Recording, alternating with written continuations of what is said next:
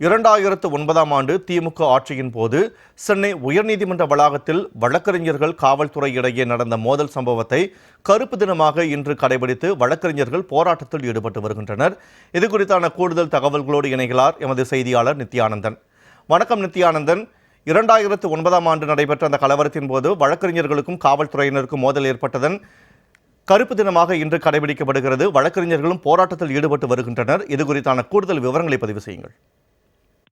கடந்த 2009ஆம் ஆண்டு சென்னை உயர்நீதிமன்ற வளாகத்திற்குள்ளாக திடீரென அப்போதைய திமுக அரசின் கட்டுப்பாட்டிற்குள்ள இருந்த காவல்துறையினர் உள்ளே புகுந்து அங்கிருந்த வழக்கறிஞர்கள் மீது தாக்குதல் நடத்தியிருக்கிறார்கள்.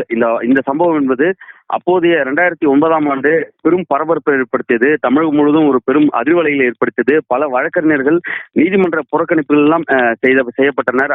அதே போல 3 நாட்களுக்கு மேலாக சென்னை உயர்நீதிமன்றம் செயல்படாத இருந்தது என பல வரலாறுகள் இருக்கிறது. இந்த 2009ஆம் ஆண்டு இந்த கலவரம் என்பது அதனுடைய கருப்பு தினமாக ஒவ்வொரு ஆண்டும் சென்னை உயர்நீதிமன்ற வழக்கறிஞர் சங்கத்தினரால் அது கடைபிடிக்கப்பட்டு வருகிறது. அந்த வகையில் இன்றைய தினம் பிப்ரவரி 19ஆம் தேதி இந்த தாக்குதல் சம்பவம் நடைபெற்ற இந்த தினத்தை கருப்பு தினமாக அவர்கள் அனுசரிக்கிறார்கள். அது மட்டும் இல்லாமல் இன்றைய தினத்தில் சென்னை உயர்நீதிமன்றத்துடைய வளாகத்தில் ஒரு வளாகமா இருக்கக்கூடிய ஒரு வாயில் இருக்கிறது, ஆவின் வாயில் என்பார்கள். அந்த ஆவின் வாயில் முன்பாக தற்பொழுது சென்னை உயர்நீதிமன்ற வழக்கறிஞர் சங்கத்துடைய தலைவர் மோகனகிருஷ்ணன் தலைமையில் இந்த போராட்டம் என்பது நடைபெற்று வருகிறது.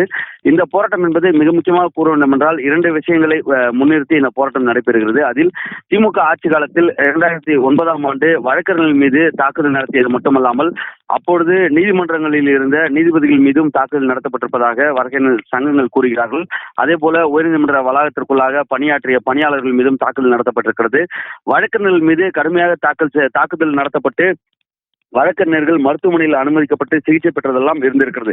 ஆகவே இந்த வழக்கில் இன்னமும் நீதி கிடைக்கப்பெறாமல் இருக்கிறது. இந்த வழக்கை சிபிஐக்கு மாற்றப்பட்டு சிபிஐ விசாரித்து வருகிறது. ஆனால் சிபிஐ கிட்டத்தட்ட 2009ஆம் ஆண்டிலிருந்து இந்த வரை கிட்டத்தட்ட 15-16 ஆண்டு காலம் நிறைவடையக்கூடிய சூழ்நிலையில் இன்னமும் இதில் குற்றப்பத்திரிகை தாக்கல் செய்யாமல் இருக்கிறது. ஆகவே சிபிஐ அலுவலகம் அமைந்திருக்கக்கூடிய நுங்கம்பாக்கம் சாஸ்திரி பவனை முற்றுகையிடுவதற்காக புறப்பட்டனர் வழக்கறிஞர்கள். ஆனால் அவர்களை அனுமதிக்காத தற்போதைய காவல்துறையினர் உடனடியாக அங்கு போராட்டத்தில் ஈடுபட்ட வழக்கறிஞர்களை பேருந்துகள் மூலமாக கைது செய்யக்கூடிய அந்த காட்சிகளும் தற்போது நாம் பார்க்கிறோம்.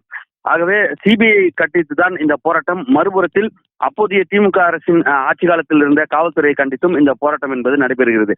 திடீரென நீதிபதிகள் மற்றும் வழக்கறிஞர்கள் மீது ஏன் தாக்குதல் நடத்தப்பட்டது, அதே போல அப்போதைய மோதலுக்கு அப்போதைய அரசு பொறுப்பேற்க வேண்டும் என்று கோரிக்கைகள் வைக்கப்பட்டது. காவல்துறையினர் மீது இன்னமும் குற்றப்பத்திரிகை சிபிஐ தாக்கல் செய்யாததன் காரணமாக நடவடிக்கை எடுக்க முடியாமல் இருக்கிறது. ஆகவே குற்றப்பத்திரிகை சிபிஐ நீதிமன்றத்தில் தாக்கல் செய்தால் நீதிமன்றம் அந்த சம்பந்தப்பட்ட காவல்துறையினர் மீது நடவடிக்கை எடுக்க உத்தரவிடுவார்கள். ஆனால் இக்குற்றப்பத்திரிகை சிபிஐ தாக்கல் செய்யாததன் காரணமாக இன்னமும் அந்த தாக்குதலில் ஈடுபட்ட காவல்துறையினர் தப்பித்துக் கொண்டிருக்கிறார்கள். அவர்கள் மீது நடவடிக்கை எடுப்பதற்கு குற்றப்பத்திரிகை தாக்கல் செய்ய வேண்டும் என்று இந்த போராட்டத்தின் வாயிலாக வலியுறுத்தி சென்னை உயர்நீதிமன்ற வழக்கறிஞர் சங்கத்துடைய தலைவர் மோகனகிருஷ்ணன் தொடர்ச்சியாக செய்தியாளர்கள் எல்லாம் சந்தித்தார். சென்னை உயர்நீதிமன்றத்தில் வழக்கறிஞர்கள் மீதான தாக்குதல் சம்பவத்தை கண்டித்த கருப்பு தினமானது இன்று அனுசரிக்கப்படுகிறது. இந்த நிலையில் பல்வேறு கோரிக்கைகளை முன்வைத்து வழக்கறிஞர்கள் போராட்டத்தில் ஈடுபட்டு வரக்கூடிய விவரங்கள் குறித்தான முழு தகவல்களை வழங்கியமைக்கு நன்றி நித்யானந்தன்.